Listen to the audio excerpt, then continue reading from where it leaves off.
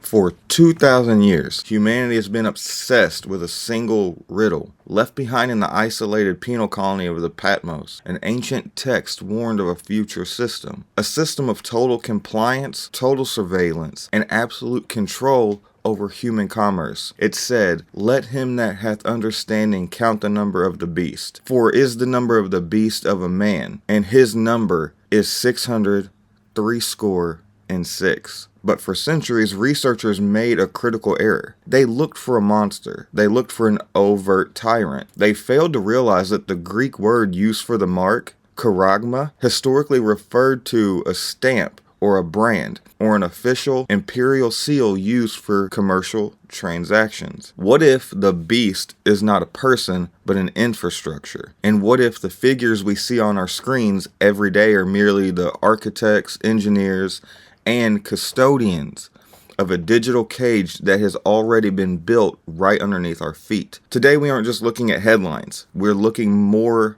at the math. We are decoding the names and the institutions and the system words that all converge on a single terrifying alphanumeric signature, 666. To understand how these figures connect, we must understand the language of the code. In the ancient world, languages like Hebrew and Greek didn't have separate symbols for numbers.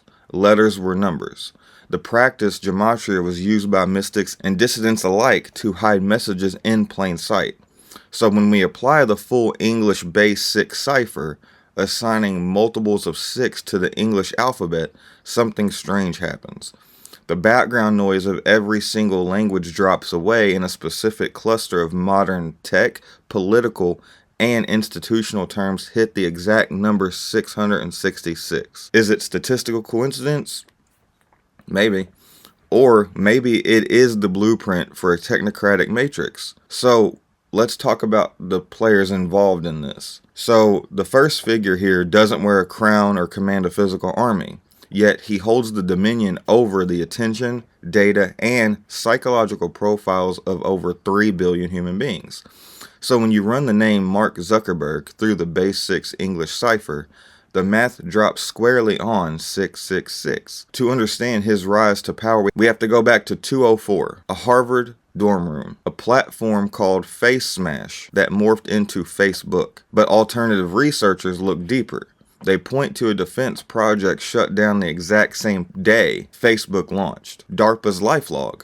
So LifeLog was a military intelligence project designed to build a permanent, searchable electronic diary of every person's movements, relationships, and communications. When LifeLog ended, Facebook began. Zuckerberg didn't just build a social network, he normalized the voluntary surrender of human privacy. But in my personal opinion, he was given this project. This was not something he created, it was given to him. He was definitely an agent of some kind. But the Digital Panopticon wasn't the endgame. In recent years, Zuckerberg rebranded his entire empire to Meta. Meta doesn't just mean beyond. In Hebrew, the word means dead. The pivot into the metaverse is the creation of a secondary reality, a digital ecosystem where human interaction, commerce, and identity are entirely corporate owned. If the ancient prophecy warns of a system that tracks your every interaction, it begins with the infrastructure Zuckerberg perfected, the global data grid. So now if Zuckerberg built the software of the modern world, our next figure is building the physical hardware. He is championed by millions as an anti-establishment hero, a savior of free speech, a disruptor of global elites. But in the world of esoteric analysis, the ultimate deception doesn't come from an obvious enemy. It comes from the person who positions themselves as your protector. So while his public moniker falls short, his full birth certificate name, Elon Reeve Musk, calculates precisely to 666 in specific alphanumeric variations. Look past the social media theater and examine his actual technological footprint. Musk is the architect of Starlink, a dense constellation of thousands of low Earth orbit satellites that blanket the entire planet in low latency internet. No corner of the globe is hidden from his network. Then look at his rebranding of Twitter into X. X is the 24th letter of the alphabet, 2 + 4 = 6.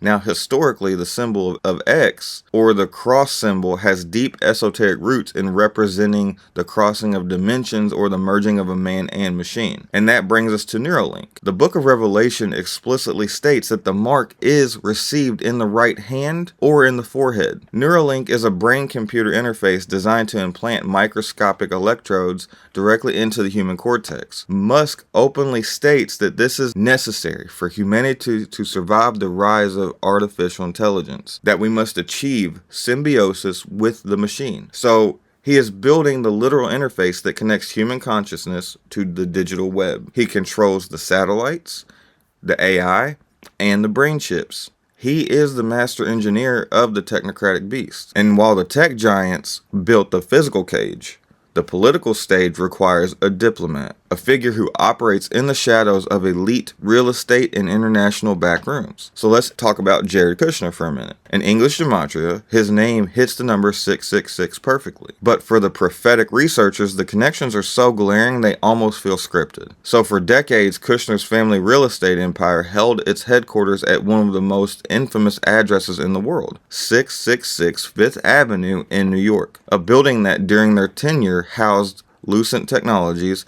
a company heavily involved in developing RFID tracking technology and wireless infrastructure. But it's the geopolitical resume that shocks eschatologists. The hallmark of the biblical Antichrist figure is that he will broker a complex historic peace covenant in the Middle East, a 7-year treaty that stabilizes the region and alters the status of Jerusalem. Kushner was the primary architect of the Abraham Records. Without standard diplomatic channels, he bypassed decades of foreign policy conventions to link Israel, the UAE, Bahrain, and other nations in a massive economic and political alliance. So Kushner didn't approach the Middle East through theology. He approached it through economics, investment, and real estate optimization. He treated the Holy Land like a corporate merger. If a figure is destined to unify global politics and secure a historic Middle East covenant,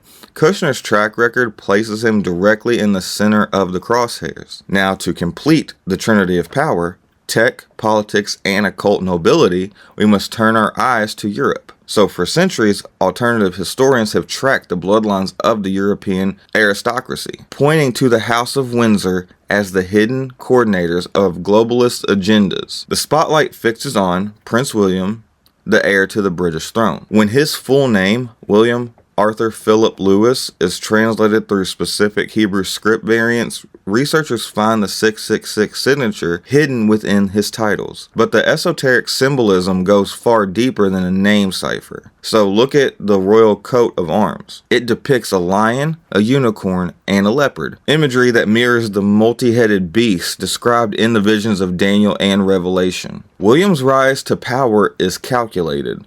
Unlike monarchs of old who ruled by military force, William rules through soft power, planetary stewardship, and the language of survival. Through initiatives like the Earthshot Prize, he has positioned himself as the global patron of environmental compliance. So his father, King Charles, openly launched the World Economic Forum's Great Reset initiative in 2020. William is inheriting his globalist framework, a framework that demands global carbon tracking, planetary monitoring, and a unified response to a planetary crisis. He is the charismatic, trusted prince ready to step onto a broken global stage as its ultimate protector. Up until now, we have looked at these men as isolated actors in their own fields, but a conspiracy lens requires us to look at the connective tissue. How do these individual chess pieces interact with the broader system? The answer lies in the vocabulary of the modern era. When we run the base 6 English cipher on the defining words of our current civilization,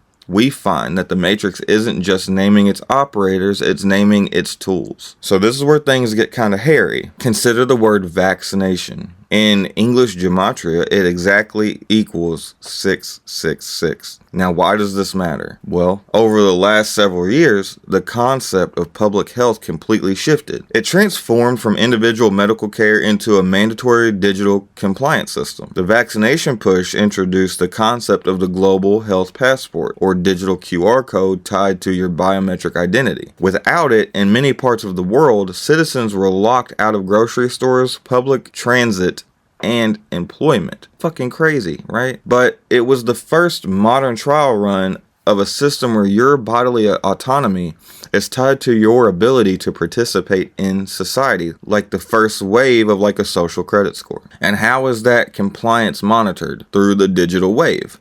Another phrase that equals exactly 666. The digital wave represents the death of physical cash and the rise of Central Bank Digital Currencies, or CBDCs. Cash is anonymous. Cash is free.